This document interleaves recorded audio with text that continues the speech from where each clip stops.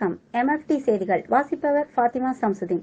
தமிழகத்திற்கு வறட்சி நிவாரணம் வழங்குவது குறித்து உயர்நிலை கூட்டம் மார்ச் 23 டெல்லியில் நடைபெற உள்ளதாக தெரிவிக்கப்பட்டுள்ளது.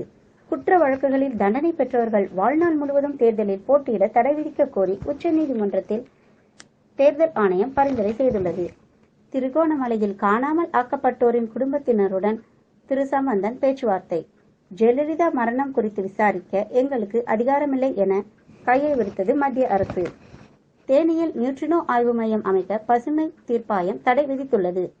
தனுஷுடலில் அங்க அடையாளங்கள் லேசர் சிகிச்சை மூலம் அழிக்கப்பட்டுள்ளன என்று மருத்துவர்கள் தெரிவித்துள்ளனர். நந்தினி கொலை வழக்கை CBCIDக்கு மாற்றக்கோரி தாயார் வழக்கு பதிந்துள்ளார். OPSக்கு ஆதரவாக 6000 பேர் தேர்தல் ஆணையத்தில் பிரமாண பத்திரம் தாக்குதல் செய்துள்ளனர். மதுரை பெண் இன்ஜினியர் கொலை வழக்கில் இன்ஸ்பெக்டருக்கு 12 ஆண்டு சிறை. சென்னை RK நகரில் 3 பறக்கும் படை மற்றும் 3 நிலை கண்காணிப்பு குழு அமைக்கப்பட்டுள்ளது என்று தேர்தல் அதிகாரி அறிவித்துள்ளார்.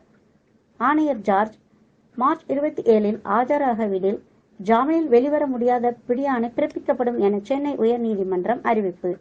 இஸ்லாமிய ஆராய்ச்சி தொண்டு நிறுவனத்தின் ரூபாய் 18 கோடி சொத்து முடக்கம். சட்ட ரீதியாக சந்திக்க ஜாகிர் நாயக் முடிவு. கடல்வாழ் உயிரினங்கள் அழிவுக்கு வழிவகுத்தது எண்ணெய் கசிவு என மத்திய அரசு அதிர்ச்சி தகவல்.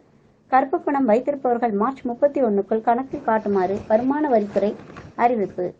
RK நகர் தொகுதியில் 29 வாக்குச்சாவடிகள் பதட்டமானவை என தேர்தல் அதிகாரி தகவல். கடலூரில் பாதாள சாக்கடையை சுத்தம் செய்யும் போது விஷவாயு தாக்கி 3 தொழிலாளர்கள் பலி.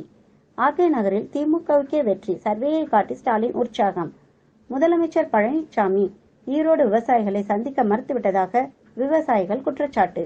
அரசு பள்ளிகளில் யோகா கற்றுக் கொடுக்க 13000 ஆசிரியர்கள் நியமிக்கப்படுவார்கள் என்று கல்வித்துறை அமைச்சர் திரு செங்கோட்டையன் தெரிவித்துள்ளார்.